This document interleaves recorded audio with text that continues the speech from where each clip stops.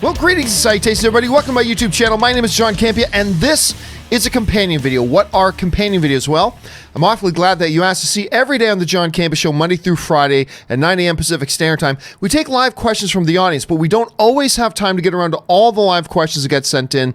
But I want to make sure if you send in those questions, they get answered properly in a video, so I gather them up and we address them here on companion videos. Now, we're running one day behind, so we are going to be addressing getting caught up on the live questions, or some of the live questions, the leftover live questions that got sent in on Tuesday's show.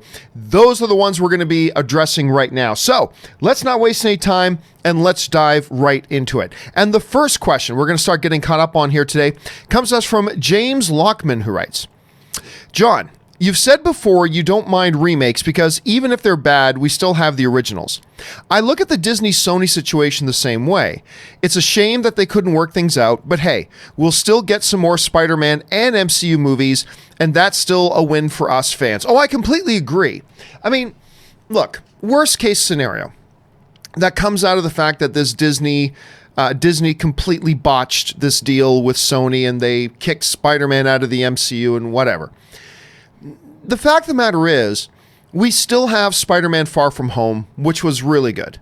We still have Homecoming, which I think was great. We still have Spider-Man 1 and 2 from Sam Raimi. We still have Into the Spider-Verse. We still have The Amazing Spider-Man 1, which I actually think is really good. Spider-Man 2, The Amazing Spider-Man 2, not so much. The Amazing Spider-Man 1, though, I contend, and the critic reviews are high, the audience reviews are high, I still contend that the first Amazing Spider-Man was a damn good little film. Anyway, worst case scenarios, we still have all these movies. We still have Civil War with Spider-Man in it. We still have Infinity War with Spider-Man in it. So despite everything that's going on right now, we have tons of good movies with Spider-Man in it, and those aren't going to disappear. They're not going to go away. It's unfortunate that we're not going to see more movies with Spider-Man as a result of this partnership between Sony and Disney, because I think they've done a really good job altogether, but it is what it is. And we're still going to get more Spider-Man movies, and maybe they'll be the best ones ever. We're still going to get more MCU movies, and they're going to be great. So, you know what? To me, it's a silver lining thing. I've said this before, I'll say it again. If you were to ask me which would I prefer, well, then hell, I would prefer to have Sony and Disney make a deal and keep things going. They've been going really well. That's my first choice. But if they're not going to do that, and I think it's becoming more and more clear they're not going to do it, even though I still think there's hope, but it looks more and more like it's not going to happen, then okay, silver lining. You know, Venom was really fun. It made a ton of money. We'll probably get to see Spider-Man and Venom on the screen together here sometime. You know, we'll probably get some good Spider-Man movies, just like Sony's made other good Spider-Man movies. As a matter of fact, you know, I've said it before. I think the Sony Spider-Man, the best Spider-Man movies have been the ones made exclusively by Sony. Not all of them, but at least the top two best Spider-Man movies ever. It's up for debate. It's a matter of subjective opinion, but Spider-Verse, made completely without Disney, best Spider-Man movie ever in my opinion. Spider-Man 2 with Sam Raimi, done without Disney, second best Spider-Man movie ever made. So, I mean, they made some bad ones too, but I think we can get some good ones, and we're going to continue to get great MCU content. So that's the silver lining for me, and I still think we're in for some really good stuff, James. Anyway, thanks for writing that. James also writes, I might be in the minority on this, but I'm more excited about The Mandalorian, Obi-Wan, and the Cassian Andor show than the Disney / Sony issue. I agree. Look, here's the thing. There's a lot to be excited here about the Mandalorian and an Obi-Wan show and all that kind of stuff. And to me, the Disney-Sony thing, while it's an incredible botch job, there's still good stuff that can come out of it. You know, again, we just finished talking about Sony's going to make some great Spider-Man movies. MCU will continue to make great MCU movies. Fine. So it's a deal, but it's not the world's ending kind of deal. Whereas stuff like The Mandalorian and Obi-Wan and Cassian Andor, that's really exciting. So I agree. I am more excited about that stuff than I'm bummed about the Disney-Sony thing. So I'm with you on that. James also writes, hey, John, you probably know this, but 3 of my top 10 films this year are now available on digital. Booksmart, John Wick 3, and Aladdin. Absolutely. Which is great because my wife still hasn't had a chance to see Booksmart. By the time I was able to get some time with her to go see it, it was no longer in theaters. Booksmart, to me, is still the #1 film of the year. I still personally think Booksmart is the best film of the year so far. I don't know that it's still going to be there by the end of the year, but as of right now, it's still my favorite film of the year. John Wick 3, my favorite John Wick movie so far. Aladdin, probably my biggest pleasant surprise movie of the year so far, because I wasn't expecting too awful much from that Aladdin, and I thought it was just a delightful time. So it's good that they're all on video right now. And then James also follows up. He writes, one of two. So, John, I know Jennifer Garner is your favorite, and just FYI, if you've ever heard of Omaze, there's a great Omaze does a lot of great stuff with a lot of celebrities, by the way. They're a great charity organization, and one of the things you can win by noting is spending the day with Jennifer Garner baking cookies. There's 12 days left to enter. You know, I never enter those things, but for a chance to get together to bake cookies with Jennifer Garner, I just might have to do that. Look, I've only had a few big celebrity crushes, okay? Going all the way back to Ace Ventura, Courtney Cox was one of my big celebrity crushes. Then because of The Mask, why am I freezing on? I froze on her name the other day too. Hold on a second. I almost said Charlize Theron. It's not Charlize Theron. It's Cameron Diaz. Why did I froze on Cameron Diaz's name like 2 or 3 times last couple. I don't know why I've pulled her from my mental Rolodex for some reason. But Cameron Diaz was the next big celebrity crush for a long time. But the longest term celebrity crush I've ever had is Jennifer Garner. I don't know. I fell in love with her during Alias, and to me, she's just gotten more talented, more attractive. Everything about her is just ultimate woman right there. Anyway, but that's just me. So I might have to just enter that contest. I might just have to enter. All right. Jake C writes, over under 10%. They retcon Rebels for a better mall fight. Zero. They're not going to retcon that. They're not. Canon is canon. Sometimes they bend it a little bit, but quite rarely will they actually do a big thing to completely break it. And remember, that whole Darth Maul fight with Obi-Wan in Rebels, that was a part of they made a big deal out of that. They made that a part of their marketing campaign, the whole kind of bit. They just can't retcon it at this point. Now, I appreciate, Jake, that you set the percentage low at 10%, but I'm very rarely will I give a total goose egg, but I'll give an absolute 0 on that. They're not going to retcon that. All right, Todd S writes, any chance Disney and Sony could make a deal so they could mention each other's characters without showing them? This way, nothing has to be altered going on. No, that's you're getting in too much of a slippery slope there. Because once you start mentioning each other's characters, now you're painting a picture for the audience that all these characters are still actually in the same universe, and they're not. So, because if they were to say that, let's say Sony wants to do a movie where like half of New York gets destroyed. Well, now you keep referencing each other's characters, you're painting a picture for the audience that these are in the same cinematic universe, that they're all in the same world. So how do you explain that in the MCU when they don't have half of New York destroyed? New York's totally fine. They're not going to be in the business of promoting each other's characters needlessly, so no. Look, the funny thing here is, Todd, I still think there's a chance that they could just make a deal, period, and salvage this whole thing. But making just a part of a deal where they can reference each other's characters, no, they won't do that. I would be extremely shocked if they I think there's a better chance they just make a deal, period, than doing something like that. I don't see that happening. All right. Ben Kenobi writes, hello there. More iconic. James Earl Jones as Mufasa or Robin Williams as Genie? Look, I love James Earl Jones as Mufasa, but Robin Williams as Genie. If for no other reason, Robin Williams' Genie has like a whole lot more lines than Mufasa does anyway, right? Mufasa doesn't actually have all that many lines. He's only in half of his movie. Whereas Robin Williams' Genie, way more lines, bigger part of the movie, all that kind of stuff. So as tough as it is to say, as tough as it is to not say James Earl Jones, I'm going to say more iconic is Robin Williams there. All right. E.J. Aikman writes, the fact the director of Eternals was wearing a Star Wars shirt at Comic-Con gives me so much faith. Also, costumes look great, has a very epic feel. Well, I'll be honest with you, Aikman, EJ, it doesn't matter. I don't care what shirt. I mean, the director wearing a Star Wars shirt should not give you any hope whatsoever. It's not a bad thing. But in no way should it give you any hope. I wear Star Wars shirts. That shouldn't give you hope that I would know how to direct a good Eternals movie. That's all I'm saying. Like, that should mean nothing whatsoever. But I'll tell you what, I do like the costumes. I'm with you on that. I saw the costumes, like Kumail Nanjiani's character and Salma Hayek. I think the costumes look quite good. I was afraid they try to go too wacky. Then with something like Eternals, I think there'd be a temptation to go really wacky on them. And if there was that temptation, they resisted. I just think they look slick. I think they use the right colors. I think the costumes look great. So I'm really stoked about that, EJ. You and me can be on the same side on that. All right. Curtis Lopez writes, 3 great movies you need to see before they leave theaters, John. The Farewell, Peanut Butter Falcon, Blinded by the Light. I have seen none of those yet. None of those. For a couple of reasons. One, The Farewell is just one. Every time Ann and I try to get out to see The Farewell, it just never works out, unfortunately.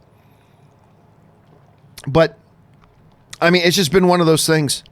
It's just been one of those things. And these are, well, 2 of them, let me rephrase. One of them I've been very excited about, which is Blinded by the Light. The Farewell is the one put on my radar by everybody because I got so many people telling me it's in their top 5 films of the year. A lot of people I know saying it's the best film of the year to them. Peanut Butter Falcon has never really been on my radar. I'm hearing good things about it, but it's never really been on my radar on that level. But so I know I'm not going to see all 3 of these before they leave theaters. But the one I'm really angling to see is The Farewell. So, you know, Ann and I have a date night tomorrow night. Hopefully tomorrow night's the night we run out and go see The Farewell tomorrow. All right. Ben Rayner writes, here's a fun question that has funnier... Sorry. Here's a fun question. What has funnier critics scenes? 22 Jump Street or Deadpool 2? It's close for me, but I lean towards Deadpool 2. How about you? I have no idea what critics are. I have no idea. Sorry, but I have no idea what we're talking about. Sorry about that, man. I have no clue what we're talking about. Jonathan Camacho writes, hey, John, out of all the videos you've done, the one I've seen the most is your Getting Started video. It is so helpful when trying to start your own blog. Thank you for all you do. May the filthy be with you. Well, thank you so much for that, Jonathan. And if you don't know what Jonathan's talking about, years ago, I think we're going on 5 years ago, I made a 2-hour video that was basically getting started in blogging, podcasting, and doing a YouTube channel. Now, there are some things that might be a little out of date at this point, but all the principles are still the same. I do at some point, I want to try by the end of this year to do a new version of that video, updated, with some updated information and updated gear and updated stuff like that. But if you're looking into, a lot of people always ask me, hey, John, how do I get started in doing a podcast? How do I get started in writing a blog? How do I get started in doing a channel? The best thing I always tell them is just go find this video I put online. If you just search on YouTube for John Campea Getting Started, if you search for that, the number one thing that should come up is the video in question. It should be about 2 hours long. And I always love hearing from people when they write in and tell me, whether they email me to tell me or like you, Jonathan, here.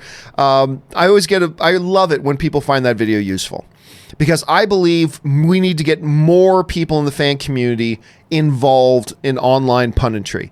And it don't matter if you only have 5 people who read your blog or listen to your podcast or watch your YouTube channel, or 50 people or 500 people.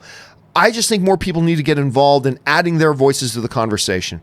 And anything I can do to help other people get started in doing that, I would love to do. So thank you, Jonathan, for watching that video. And I'm glad you found it helpful. And thanks for giving me a chance to point more people to it. And again, I will try to update that video and do a new version of it sometime this year, as long as I get a chance.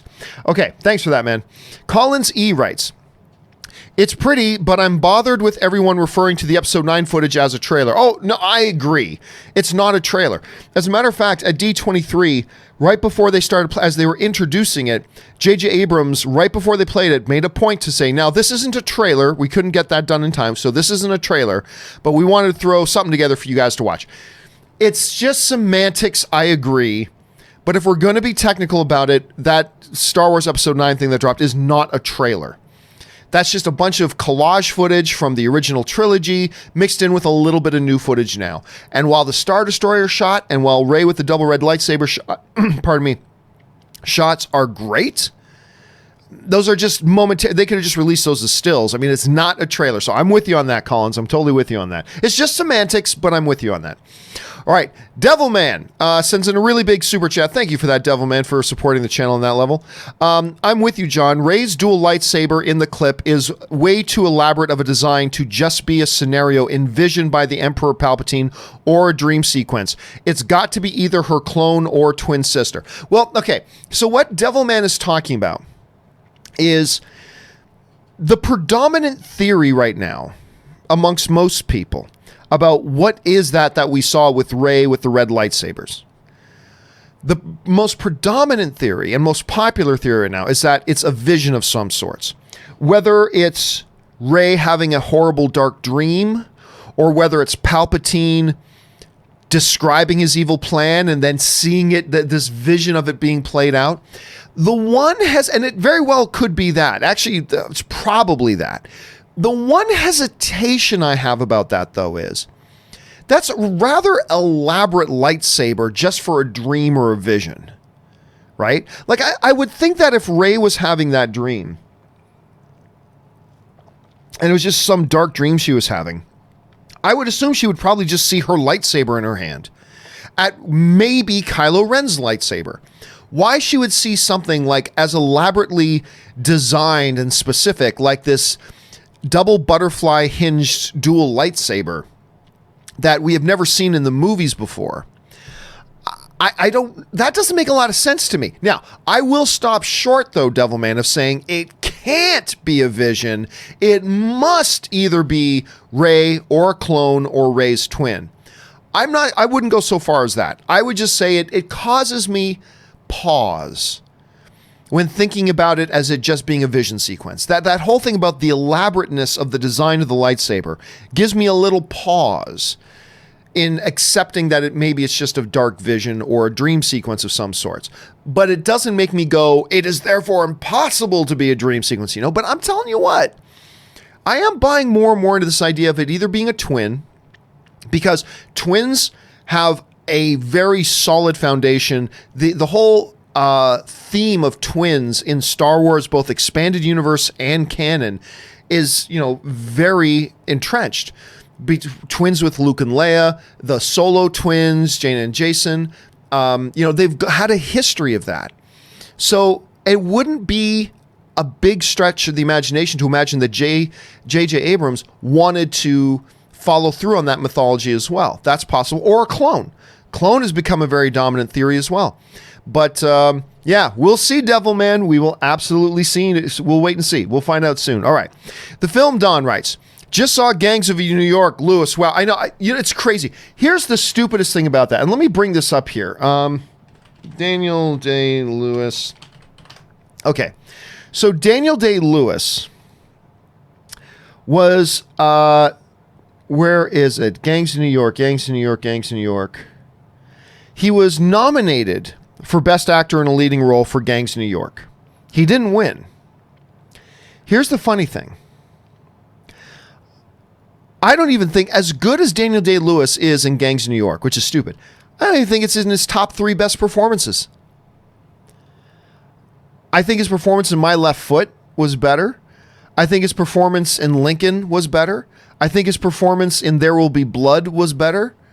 So it might be in his top 5. That's why Daniel Day-Lewis is the GOAT. Period. End of sentence. He is the greatest of all time. He is the Bret Hart of acting. He is the best there is, the best there was, the best there's ever going to be. He is the gold standard.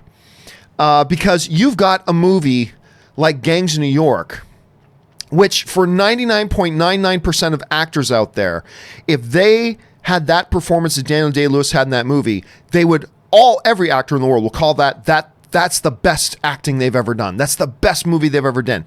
It might not even be in Daniel Day-Lewis's top 5. That's how stupidly good Daniel Day-Lewis is. Is that you got a performance like There Will Be Gangs of New York, and you could make an argument that performance, that Academy winning or that Academy level performance that for most actors would be the best performance of their lives, you could make an argument it's not even in Daniel Day-Lewis's top 5. I think it is in the top 5, but again, you could make an argument that it's not. I mean, you could say In the Name of the Father should be higher up on that list. I mean, you can make an argument, by the way, that The Phantom Thread, not a lot of people saw Phantom Thread, but oh my God, he's good in that. So you're talking about My Left Foot, Lincoln. You're talking about There Will Be Blood. So now you're already talking about Gangs of New York being number 4. Well, then, if you're going to take in Phantom Thread, which I think you can make an argument is an even better performance, then it's at number 5. Then if you want to take in The Name of the Father, which he was also nominated for an Academy Award for, well, now all of a sudden, his performance in Gang New York isn't even in his top 5. That's just how stupidly good Daniel Day-Lewis is. Anyway, glad you had a chance to see that film, Don. All right, Captain Dirk Diggler writes, Star Trek II quote, none that I am conscious of, except, of course, happy birthday. Surely the best of times. It's my birthday, John and crew. Come celebrate. Oh, was it your birthday, Dirk?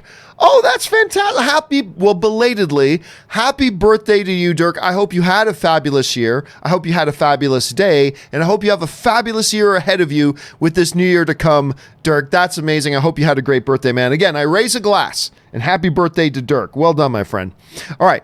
Jerome Angelot writes, hey, Super J. Yesterday you were talking about the possibility of a clone of Rey, but another reminiscent themes are the twins, which I also talked in depth about, actually. Could it be that Rey has a twin sister separated at birth? Absolutely, it's possible. I talked about that ad nauseum yesterday, and I just finished talking about that a little bit again just a few minutes ago. I think it's absolutely possible. You know, it could be that, you know, whoever Rey's nobody's parents are, that they realized somebody was after their kids and they dropped one off on one world to try to keep her hidden. They dropped one off on another world. I mean, that's totally possible.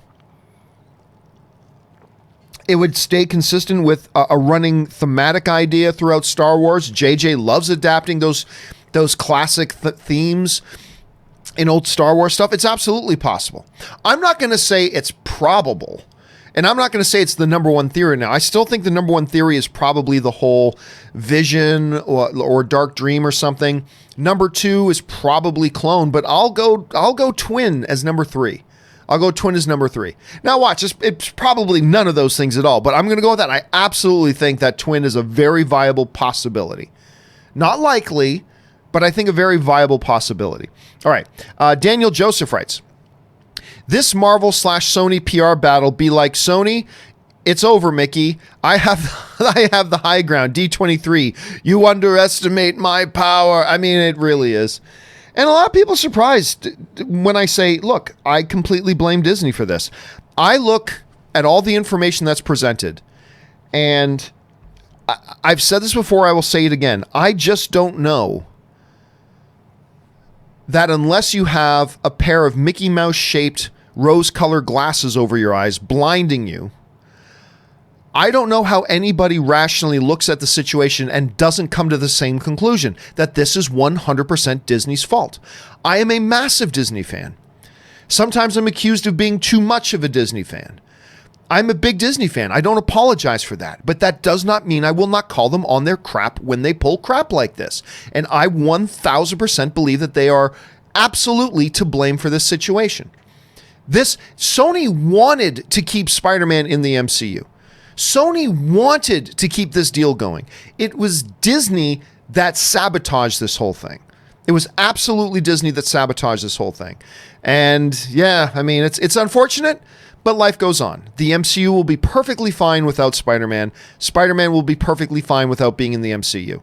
Like I said before, the best Spider-Man movies ever made weren't in the MCU, so they'll be fine. I would have preferred it to go on. I think you guys would have preferred it to go on. Seems like everybody except Disney wanted the arrangement to go on, but that's where we're at. And everybody will be fine. Everybody will be fine. All right, Ryan Lohner writes, Dark Crystal this week, and the reviews are fantastic. I am so excited about Dark Crystal. you guys know me. I have been raving about this ever since, going back 5 years ago when we were supposed to get another kind of incarnation of Dark Crystal. I just grew up with the original movie, The Dark Crystal. I love that movie deeply and with a deep, abiding passion. I think everything we've seen in the marketing for this new one, Ryan, has looked spectacular. I'm very, very stoked for it. All right, Sean Gilligan writes, I don't like the Reys character, but oh my God, I need a Dark Ray hot toy. Please don't be a Vision. Even if it is, I'm telling you what, even if it's a Vision, I want a hot toy of that. That just looks badass to me. I think that hot toy figure, and Robert isn't the biggest fan of the new Star Wars movies. He is of a couple, but he's not a big fan of the new Star Wars movies, at least the new trilogy, right? Not a big fan. Doesn't hate them, but he's not a big fan. But even he was like, oh, I got to have that hot toy.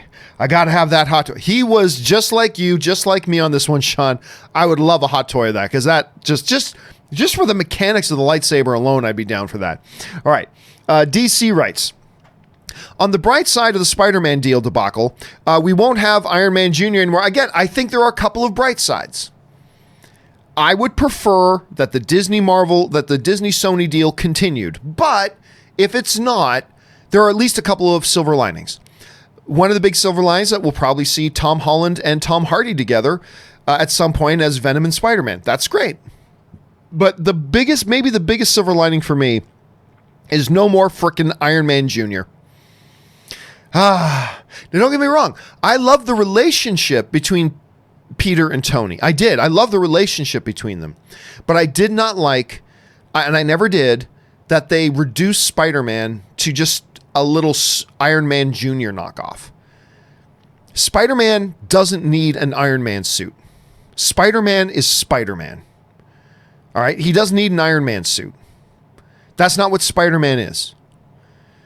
And I've never understood the logic behind that either. It's like, okay, if Tony's making Iron Man suits for Spider-Man, who has super speed, super strength, super reflexes, a magical Spidey sense, all this kind of stuff, how come he's never made an Iron Man suit for Hawkeye, who is nothing? How come he hasn't made an Iron Man suit for Black Widow, who has no powers? Like, Spider-Man would walk into a room with Hawkeye and Black Widow at the same time and wipe them both out. He's a superhuman. He has godlike powers without a frickin' Iron Man Jr. suit. Anyway, that to me, DC, is a silver lining. That's a silver lining. I still would have preferred them to go on, but I'll take this as a silver lining. All right. Schuler Jeffries writes, another hidden gem on Netflix, or I missed when you talked about it, Apostle, a thriller horror starring Dan Stevens, who has an amazing presence, also directed by Gareth Evans from the Raid films.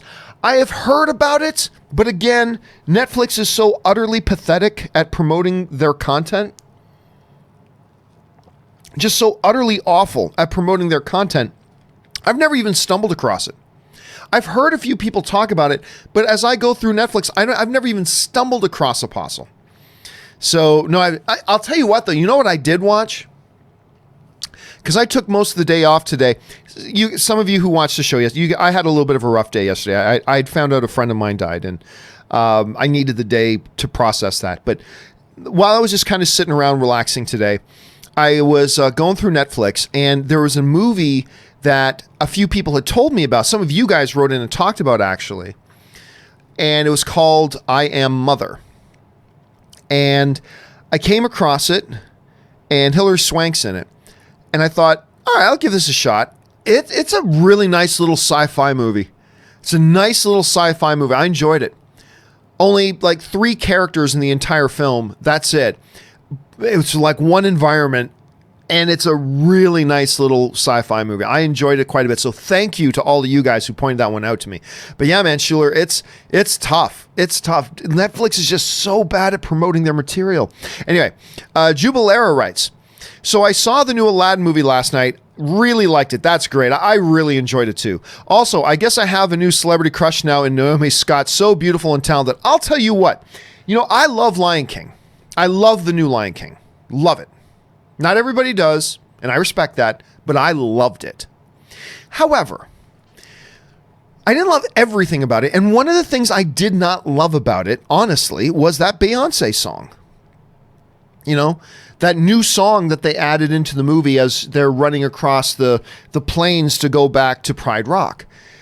It didn't feel in place with the movie. It wasn't a good tune in and of itself. It didn't fit. It felt jarring. They really shouldn't have put that in there. And I get it, but it's Beyonce. You got to put it in. I don't care. It didn't fit in the film. I really wish they pulled it out. On the opposite side, though, you get Aladdin, and they made a new song for Aladdin that Naomi Scott sings. Perfect. Speechless. The song is called Speechless. Perfect. It fit in with the movie. It fit in perfectly with the scene in which and the themes that was going on in the scene. And Naomi Scott, I'm telling you, man, I really like this girl. I really like this girl. I was impressed with her in Power Rangers, which was a movie that really surprised me. I didn't think I was going to like Power Rangers, and I did. Naomi Scott was one of the reasons why.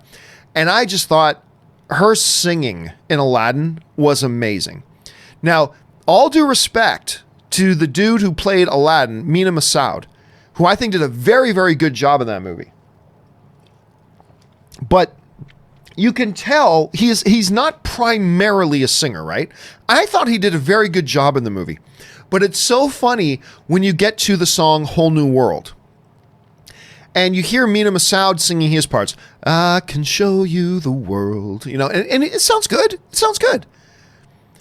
And then all of a sudden, Naomi Scott kicks in, a whole new world. And she's belting. It's like, oh, that's what a real singer sounds like. And all of a sudden, Mina Massoud, who has sounded perfectly good throughout the whole movie, now he's singing this duet with Naomi Scott. It's like, oh, guess which one of these is like the real singer, which was unfortunate. But still, Mina Massoud did very well. I liked the movie. I'm glad you liked it too. And yeah, she's great. I don't want to say this too loud. I'm actually curious about this Charlie's Angels movie she's doing. Hey, look, it's an interesting casting in there. And Naomi Scott, I'm kind of big on Naomi Scott right now. So I'm not excited about the new Charlie's Angels, but I'm at least a little bit curious about it. One of the reasons is Naomi Scott. Anyway, Alan Gonzales writes, I know this won't happen, but what would happen if Disney just takes Spider-Man back and uses Spider-Man without Sony's consent? Oh, they would be sued out of existence. Yeah, they would simply just be sued out of existence. Sony and their army of lawyers would show up at the Mouse House on Monday morning and, hello, your base now belong to us. Your base now belong to us. All your base now belongs to us. That's what would happen. Disney would get sued out of existence. It's just that simple. So that's what would happen. The movie they tried to do it with would never hit theaters because Sony would file an injunction and the courts would block it. The courts would block the movie from hitting theaters. And then they would have to sign everything over to Sony. I mean, that's basically what would happen in a nutshell. All right. Gabriel Barreto writes, should we worried... what if one of the Marvel shows suck? Won't that be a big impact on the Marvel movies now that there's a connection? I don't think so. Look, yes, they're all connected, but we still evaluate and judge each movie on its own individual merits, right? Like, for example, let's say Falcon and Winter Soldier is awesome as a show. It's awesome. That won't make Hawkeye any better.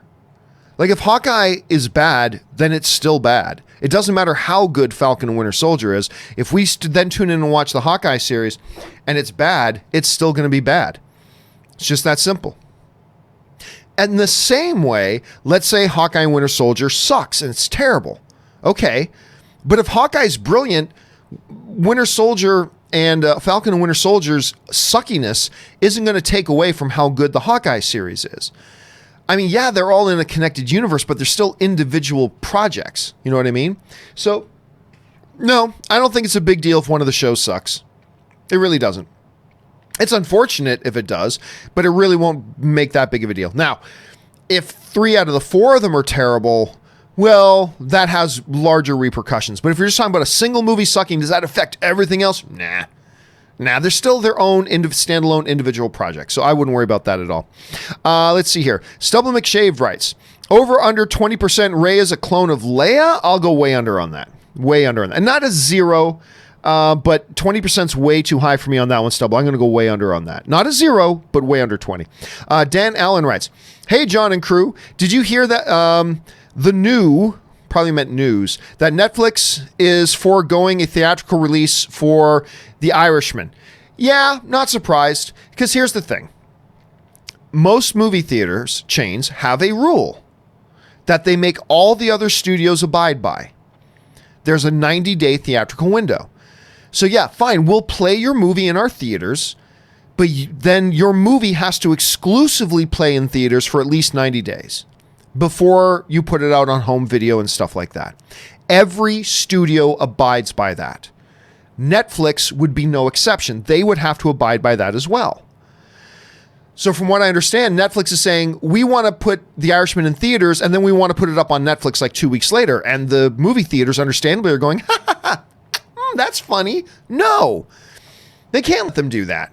If they'd let them do that, they'd have to let every other thing, and they would just start to destroy the theatrical experience. And the theatrical experience is the best experience for movies. All due respect for Netflix and their sucky original movies, but you know, the theatrical experience is the best place for movies, and you can't erode it like that. Now, if Netflix was open to going, okay, we'll do a theatrical release of The Irishman, it could be wide release. All they would have to do is then wait 90 days to put it up on Netflix. I don't see the problem here, but they refuse to do that. So I think it's still going to play in some movie theaters because they're going to find some independent chains that don't have that 90-day rule,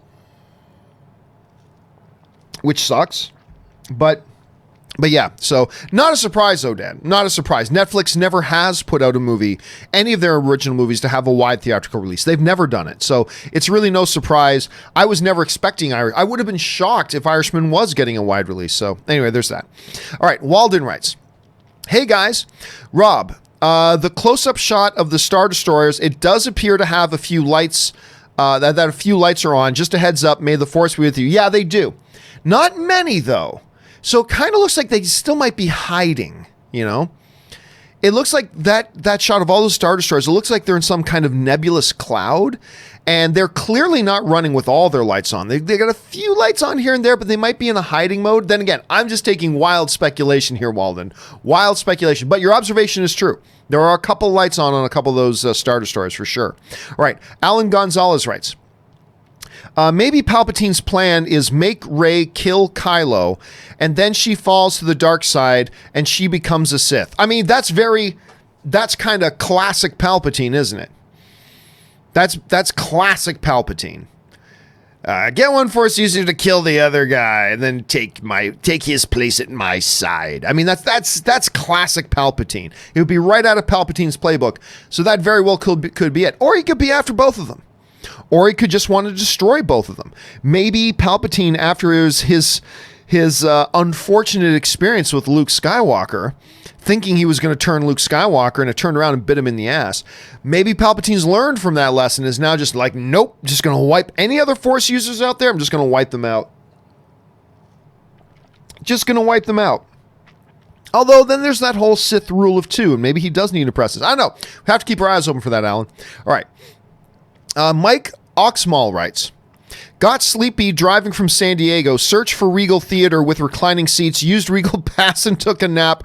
Ready or Not was nuts funny. Well, first of all, I am neither going to confirm nor deny that I haven't done close to that same thing before. I will neither confirm or deny that I haven't done almost that same thing before. Other than that, Ready or Not was great fun. I had a good time with that one.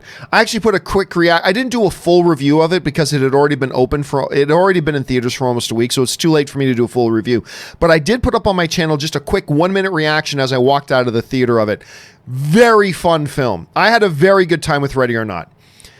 Not going to be a top 15 movie of the year. It's not going to get any Oscar consideration, but for what it was, fun little, really nice little horror movie. I had a good time with it. It's got a lot of good fun in it, some good laughs in it, some good scares in it. Nice little movie. If you haven't seen Ready or Not yet, I do recommend you take Mike's advice and go check it out. All right. Tim Wills writes, Over under 30% that the dark Rey is actually Rey, and we're going into a Game of Thrones situation, and Rey goes Mad Jedi. LOL, love the show. You know what? That is a viable possibility as well. I think 30% is too high. I would classify that one at about 12%. 12% that it's actually Rey and she actually goes dark side. So that's unlikely at 12%, but it's still viable. So I don't think as likely as it being a twin or it being a vision or it being a clone, but I do think it is a viable possibility. But I have to go under 30%. 30% to me is just too high of a number on that one, Tim. All right. Dion Stewart writes, one has to go Malcolm X, John Q, Training Day, Fences. Ooh. You know, as much as it pains me to say John Q. I mean, Denzel. I mean, look, Denzel is Denzel in all of them. He's kind of like a Daniel Day-Lewis in that regard. He always brings it. He always delivers. But I like all these movies, but I love Malcolm X, Training Day, and Fences, which I believe Denzel also directed, as a matter of fact. John Q's the one I could maybe let go out of that bunch, even though it pains me. Jubilera writes, 3 more days till Toy Story 4 comes out in Sweden, finally. Is it out on DVD, Blu-ray in the States yet? I don't think so. You know what? I get it. That, you know, every country is different.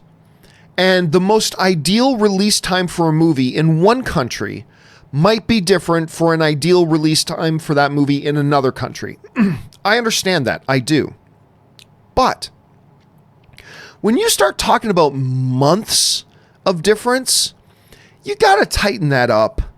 Because honestly, you're just kind of asking for piracy at that point. You're just asking for trouble at that point when you have it months in between the different releases. So I hope they tighten that up. Again, I get it. You can't always release, or hardly ever release, a movie everywhere worldwide same day. What's best in one country may not be best in another. Maybe it would be beneficial to adjust it by a few weeks. But when you start getting into months and months, multiple months difference, I think that's a problem. I hope they start to address that. All right. Travis Yakachonis writes, clarification, my dumb imagination. The John Campea Show intermissions are secretly to reset the filthy swag by sneaking way to an empty room to dance hard to Lady Gaga.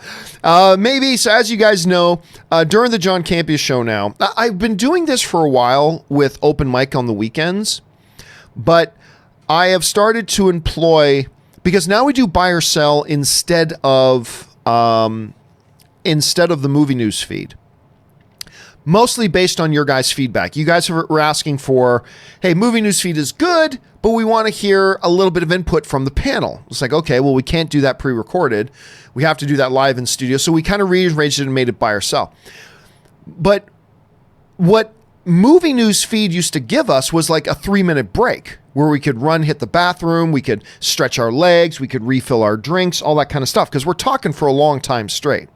It's very tiring. Like radio shows, you know, I've had some people say to me, well, John, you know, some drive home radio shows, they go like 3 hours every day. Yes, but like every 15 minutes, they take 6 minutes of commercial breaks every 15 or 20 minutes.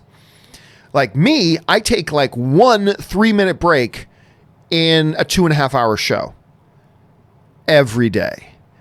So we need to take those little breaks. So what we did was we just kind of implemented this. You know, there it is. Only the countdown clock goes down with it, right? The countdown clock goes with it. We started to implement that. So, no, we don't try to get the filthy on by going into an empty room and dancing, jamming out to Lady Gaga. Poker face, my poker face. No, we don't do that. We really just take a couple of minutes, stretch the legs, refill the drink, and just take a bit of a breather from talking for too much.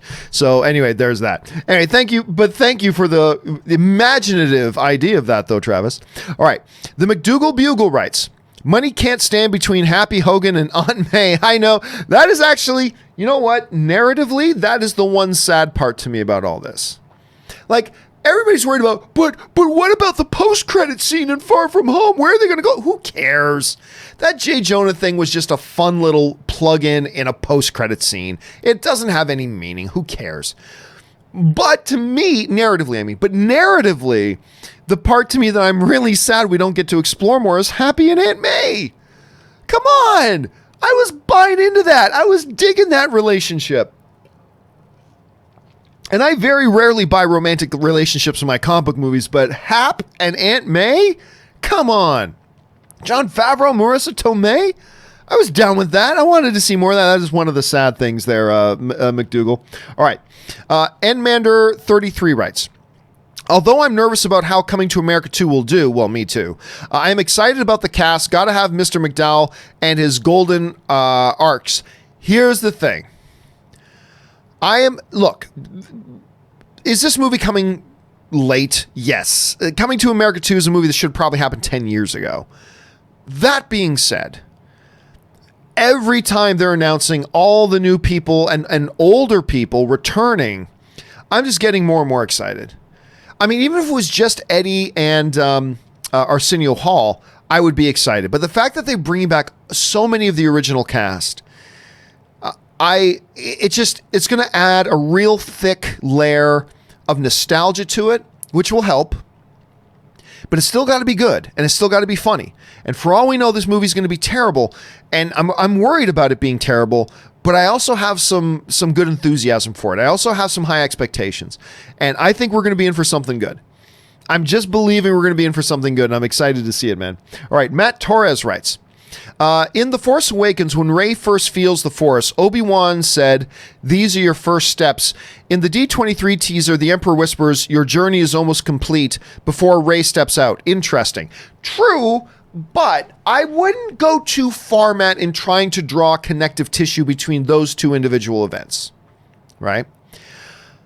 I thought it was interesting that it was Obi-Wan's voice saying to Rey, "You've taken your first steps," in the first one. It's often overlooked in The Force Awakens.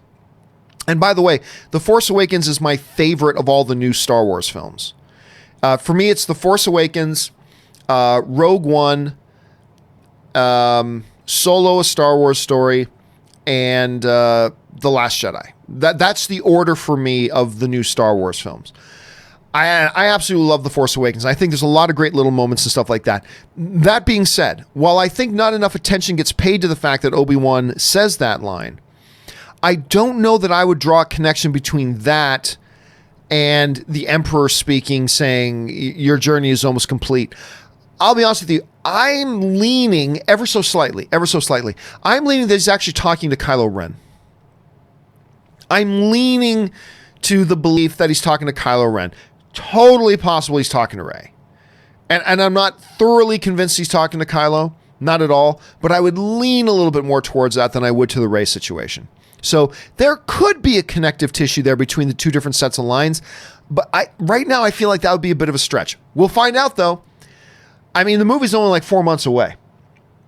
Right? Less than 4 months away now. It's like 3.5 months away. So we're going to find out soon. Thanks for sending that in, Matt. All right. Lamar McLeod writes, Rey could be Order 67, Palpatine's sleeper agent, and she doesn't even know it. That seems unlikely, considering how many years separate her birth and the end of the Empire. Then again, if Palpatine was actually still around that whole time, if he had survived the events of Return of the Jedi and had just been secretly like living, in secret, regaining his strength like Saruman in Lord of the Rings, living behind the walls of Mordor, just secretly regaining his strength, then that's a possibility. And that actually plays a little bit, because, the extended, the Legends stuff, right? The Legends stuff is gone. It's gone. But, we do know that they are free. The Star Wars story group is free to go and cherry pick things out of the Legends stuff and bring them into canon. Whether they be characters like Thrawn or just some themes that they want to bring over. You could, if JJ wanted to do that, Rey could almost be like a canon expression of Mara Jade. You know, you could thematically draw connections between, you know, if you want to connect her to the Emperor like that, you could connect and bring in the story of Mara Jade, elements of the story of Mara Jade, and apply them to the Rey character. That's a possibility too. So it's something to keep in mind, I think. Something to keep in mind. Jed Green writes, teaser, first short, Twin Sons, last Twin Rey. No, okay, first of all, that's very observant, but I don't actually think, I am digging the idea that maybe it's a twin situation. I don't know that starting off the footage of the new reel that they put out for Star Wars Episode 9 with the Twin Sons setting that we see in Star Wars A New Hope with Luke Skywalker looking out over it, I don't think that's a secret hidden message telling us that's their way of telling us that Rey has a twin. I don't think that's the case. I think it's a little bit of a stretch, but now watch, Jed, you're going to be totally right. You watch. Now it's going to turn out that you're totally right, but I think right now, I think that's a little bit of a stretch on that one, but we'll have to wait and see. Okay, next up. Araceli Villa writes, hi, John. I had a pretty stressful day yesterday, so listening/watching to your show every day definitely helps to de-stress. Man, I'm glad for that, man. Thank you for that. I appreciate all the work you, Chris, Aaron, Robin put into the show. Thank you. Don't forget about Rey and Jonathan, and a lot of people work very hard on this show. You know, it's funny. I once again, you know, I work about, I'd say on a conservative day, say a 14-hour day. I generally put in about a 14-hour day. And I work 7 days a week. Now, I don't work 14 hours a day on Saturday and Sunday. I probably work about 3 to 4 hours a day on Saturday and Sundays. But, I mean, otherwise, I'm putting in, you know, on really heavy days, like 16-hour days. On really light days, about 12-hour days. But it never ceases to amaze me that I still get emails from people. Like, I put up a notification on YouTube yesterday to people who subscribe to the channel just saying, hey, guys, just so you know, there's not going to be a John Campea show on Wednesday. I had a bit of a rough day on Tuesday with the passing of my friend, blah, blah, and I just don't have it in me to get a show put together for tomorrow, right? That's what I was saying at the time. And of course, I get like some message from people, all you do is sit in front of a camera for you work like 2 hours a day. That's all you do is work 2 hours a day. Why do you need a break? It's like, oh God, you have no idea. You have no idea what goes into making these shows, man. You have no idea what goes into making these shows. But, you know, one of the things I always say, Araceli, is that the great thing about the movies and about the film fan community is that they are an oasis that just let us reset a little bit, you know, just lets us reset. And I did a bit of that today. I sat down and I started watching the Nathan Fillion show, The Rookie, because a bunch of you guys recommend that I check it out. And so I spent a lot of hours today just sitting on my couch, having a couple beverages, eating some food, watching The Rookie, and then I watched that movie, I Am Mother, and it's just, you know, I just find the film fan community and having discussions and talks and actually watching the movies and shows, it's just a good oasis that just helps your brain reset. And I just find it really helps me manage and cope with and deal with the things going on in real life, you know? And they've always been that for me. And I know they've always been that for a lot of you guys. And I love the fact that this show can be an extension of that for a lot of you guys. That, hey, you know what? Watching the John Campea Show or anything like that, that doesn't solve real world problems that you may have. But hopefully, like watching movies themselves, being able to jump on here for an hour or two every day and just talking about movies, it gives our brains a little bit of a refresh. It just gives us a bit of an oasis. It gives us a little bit of a different perspective. And hopefully that when the movie is done or when the movie show is done, you come out and your brain is just, and your mind is just in a little bit better of a position to help deal with the stuff that you deal with every day. And whether that's to help you de-stress or whatever it is, I love the fact that movies and the movie fan community can do that. And I'm glad, Araceli, that you benefit from that, because I know I do too. So thank you for sharing that, dude. I really appreciate that. Okay, Scooby-Doo writes, how do you think people would respond to Batman Returns today with the backlash in 1992? Batman Returns is not the best movie in my opinion. I mean, I don't hate it as much as some people do, but It's not a great movie. So I'll be honest with you, Scooby, I don't know that Batman Returns today, done the same way, would do all that well. I'm not sure it would be received well. I don't think it would do all that well. I mean, I think a lot of people would still think Michelle Pfeiffer is the greatest thing in the world. And there are elements to like about it. There are certainly elements of that to like. And I know some people that Batman Returns is their favorite Batman movie. I mean, like even over The Dark Knight. I know some people that Batman Returns is like their favorite Batman movie. Never been that for me personally. I don't think it would work all that well today, to be honest. Maybe I'm wrong, but I personally, Scooby, I don't think it would work all that well. All right. Silver Tongue 101 writes, I brought up the idea of an evil Ray twin on Twitter yesterday, and you convinced me even more. I guess I'm going to roll with it now. Again, I'm not saying it is likely that this is an evil twin situation. All I'm saying is I think there is legitimate, let's call it circumstantial evidence there that you can't be called crazy for thinking that this could be a twin situation. I think there's enough anecdotal evidence there that you're not crazy for thinking this is a twin situation. I think it's a possibility. Again, I still think the number one option here is that it's a dream or vision of some sorts. Number two option is probably clones, but I'm going to say in third place, not terribly far behind, is the notion of twins. There's a lot of stuff there that would make that make sense. You know what I mean? So I think it's a valid possibility, Silver Tongue. So we'll wait and see. 3.5 months away. 3.5 months away. Okay. Roller Gamer 258 writes, hey, John, are you playing WoW Classic? Not yet, but I'm planning on hopping on board and trying it. I am having a blast. The nostalgia is real, bro, for the Horde. Yeah, for those you haven't heard, I think Rob is the one who told me about it. They've re-released the original. Now, there have been a lot of patches and a lot of updates, obviously, over the last 15 years of World of Warcraft. But they've re-released the original state World of Warcraft to play again. They're calling it World of Warcraft Classic.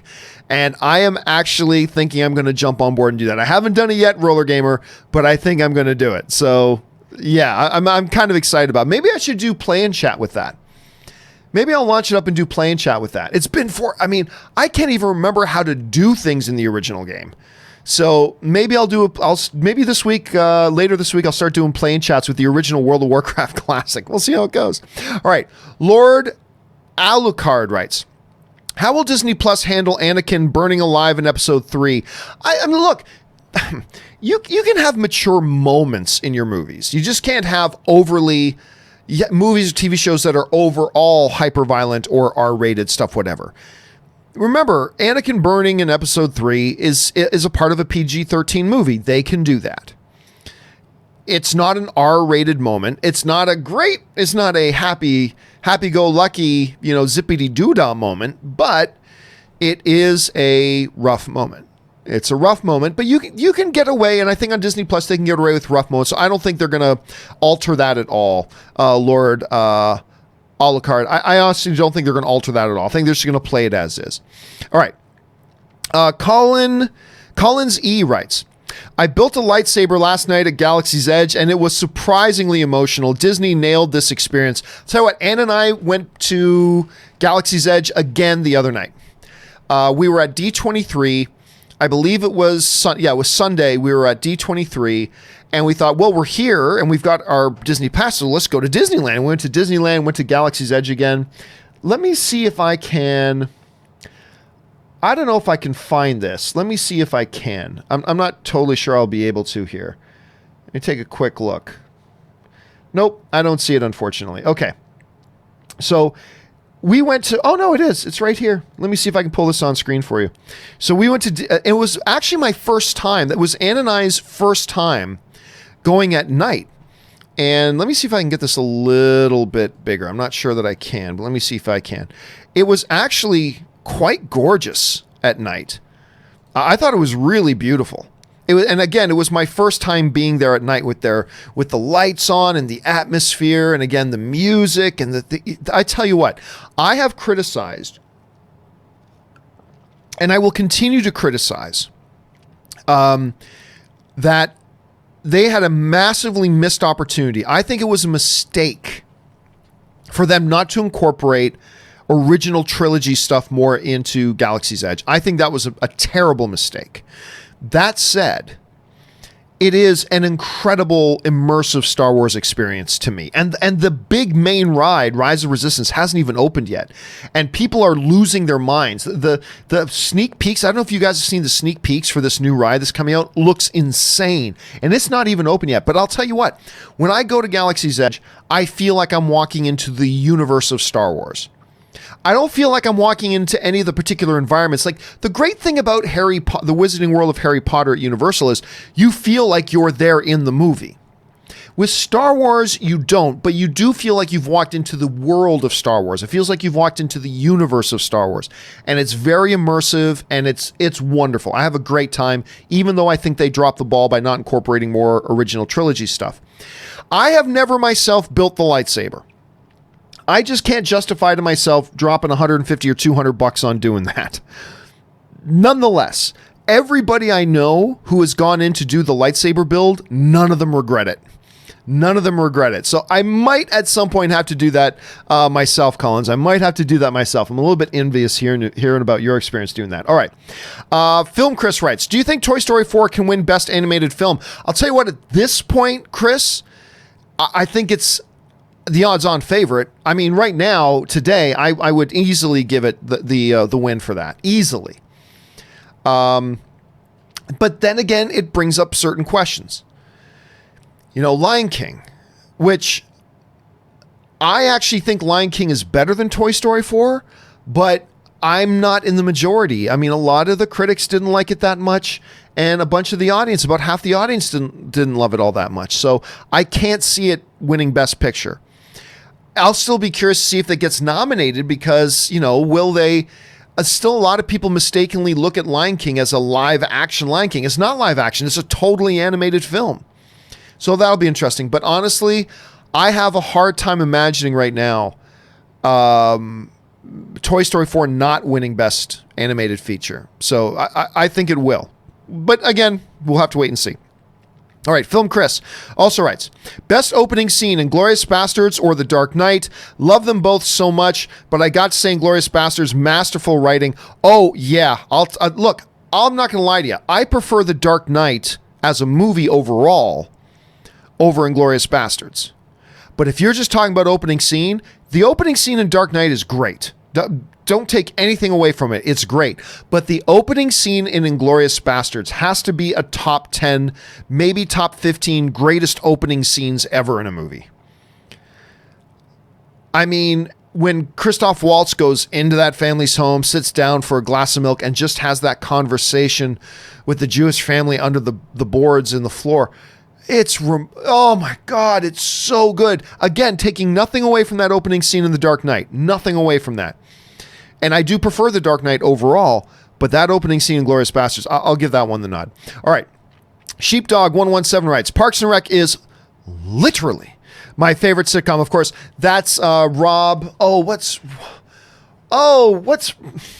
am I freezing on Rob's last name? Hold on a second. Parks and Rec. Rob Lowe. Rob Lowe's character, whose name in the series, I believe, is Chris. I think that's his character's name is Chris. Anyway, he's constantly saying, that is literally. I mean, he does that. He puts the big emphasis on literally. It is one of the greatest shows of all time. I mean, I'm so glad you're onto it, Sheepdog. I hope more people, even though the show hasn't been on for 5 years now, go back and watch Parks and Rec. It is literally one of the greatest shows of all time. I completely love that show. All right. Last one here today, and then we are all caught up. And this comes to us from Rocky Severino, who writes, my condolences, John B. Bless. Of course, this came as a result of me telling the story about my friend passing away the other day. Thank you for that, Rocky. I appreciate that. And by the way, let me take a moment just to say thank you to all of you, because a hell of a lot of you have wrote in to me since the show on Tuesday, where I told the story and told my sob story and everything like that. And so many of you have written in such kind things, and thank you so much for that. I appreciate it deeply. And, you know, there are some times where the movie fan community just feels like a bunch of people rallying around to just celebrate movies, but every once in a while it also really does feel like that one word community. And I have literally gotten messages, gotten thousands of messages in the last 24 hours from so many of you that we have not even met in person. And you have just written such uplifting, wonderful, kind things. I think, that more than anything else really recharges the batteries. So my deepest thanks to all of you guys in our community for saying such kind things and sending such uplifting words to me. And I appreciate that greatly. Okay, guys, that will do it for this installment of our companion videos. The John Campea Show does return tomorrow.